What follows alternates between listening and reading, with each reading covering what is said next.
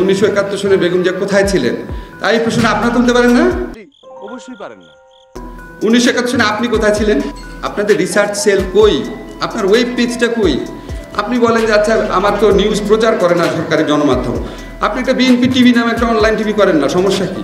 ভাব দেখলে মনে হয় কি যে লন্ডন থেকে একটা ফোন পেয়েছে, উনি একদম বড় নেতা হয়ে গেছে, কিছুদিন পরে উনি মন্ত্রী হয়ে যাবে। আপনারা কোনোদিন এই জিনিসগুলো ডকুমেন্টেড করে সাথে সাথে বলতে পেরেছেন যে আওয়ামী লীগ জামাতের বিরুদ্ধে আমাদের রুখে দাঁড়াতে হবে, আওয়ামী লীগ জামাতের বিরুদ্ধে লড়তে হবে? তো ওরা তো আপনাদের চেয়ে বেশি জামাতের সাথে গেছে। যখন বেগম জিয়ার বিচার হয়, এই বিচারের মধ্যে বিতর্কিত কিছু এলিমেন্ট আছে, এটা একটা বিতর্কিত বিচার ছিল, সেটা নিয়ে আমি লিখেছি, বলেছি, মিজানুর রহমান খান লিখেছে, আপনারা লিখেছেন, আপনারা বলেছেন। এইভাবে বলা না।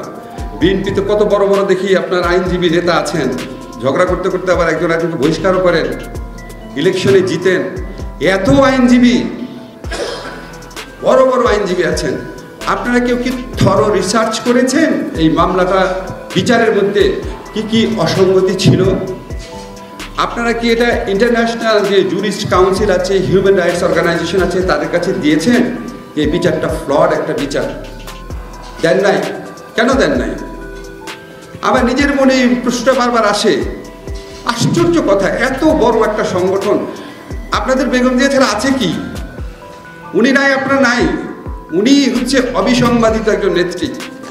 আমি দেখলাম কয়েকদিন আগে বিএনপির ওয়েবসাইটে, 2 দিন আগে বা হয়তো গতকাল, আপনারা একটা ভিডিও আপলোড করেছেন যে যখন ওখানে আওয়ামী লীগ নেত্রী একটা ইন্টারভিউ দিচ্ছেন, তো ওনাকে আবেদ খান প্রশ্ন করেছেন আপনারা জামাতের সাথে গিয়ে আন্দোলন করলেন কেন? স্ট্রেইট বলেছে মানুষের ভোটাধিকার প্রতিষ্ঠা করার জন্য আন্দোলনে গেছি জামাতের সাথে, অস্বীকার করে নাই। এবং উনি বলেছেন আওয়ামী লীগ তার আদর্শ থেকে বিচ্যুত হয় নাই। সহজ কথা। এর আগে একটা পত্রিকায় দেখেছি উনি বলেছেন যে উনি শুধু আওয়ামী লীগের নেত্রী না, সকল বিরোধী দলের নেত্রী। বিরোধী দল বলতে তখন জামাতকেও বুঝিয়েছেন।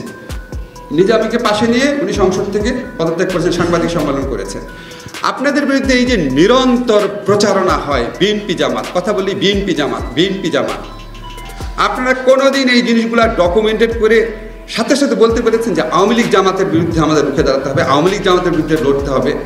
তো ওরা তো আপনাদের চেয়ে বেশি জামাতের সাথে গেছে, যায় নাই? ওদের রাষ্ট্রপতি পদপ্রার্থী গোলাম আজমের 5 হয়ে সালাম করে নাই, একসাথে সংসদ থেকে পদত্যাগ করে নাই, একসাথে এর সাথে সাথে ইলেকশন যায় নাই। এই নেগেটিভগুলা কি আপনারা স্ট্রংলি বাংলাদেশের সাধারণ মানুষের কাছে বলতে পেরেছেন? বাংলাদেশে বিএনপি জামাত ইকুয়েটেড হয়ে গেছে কেন? বিএনপি জামাত গোষ্ঠীর বিরুদ্ধে রুখে দাঁড়াতে হবে। আপনারা কি এটার কাউন্টার ন্যারেটিভ তৈরি করতে পেরেছেন? ওই ভিডিওটা পরশুদিন আপলোড হয়েছে কেন? 1996-এর ভিডিওটা বিএনপির ওয়েব পেজে পরশুদিন আপলোড হয়েছে কেন? সবই তো পাওয়া যায়, আপনাদের ওয়েবসাইটে গেলে এগুলি পাওয়া যায় না কেন? আপনাকে কি চিন্তা করে দেখেছেন? একটা দল মানে কি শুধু জনসভায় ভাষণ দেওয়া, লোক জমায়েত করা, মানুষকে সংগঠিত করা না? এখন তো ন্যারেটিভের যুগ, বয়ানের যুগ। ওই বয়ানের বিরুদ্ধে শক্ত বয়ান, সত্যি বয়ান তৈরি করেছেন।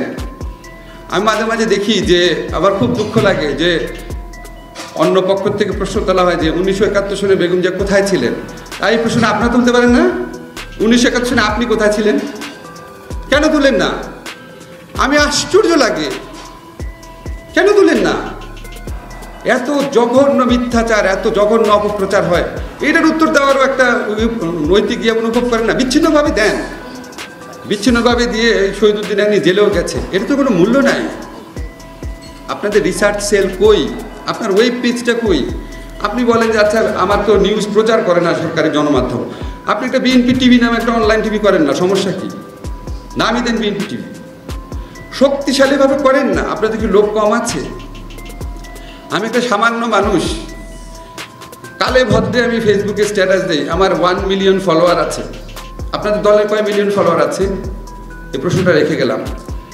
এখন আপনার এই জিনিসগুলো আপনারা বিবেচনা করেন। আমি বারবার বলি দেখেন এই যুগটা হচ্ছে প্রচারণার যুগ, শুধু দেশে না গ্লোবালিও দেখেন আপনাদের ন্যারেটিভ কোথায়, সত্যি ন্যারেটিভ, নিজেকে ডিফেন্ড করার ন্যারেটিভ।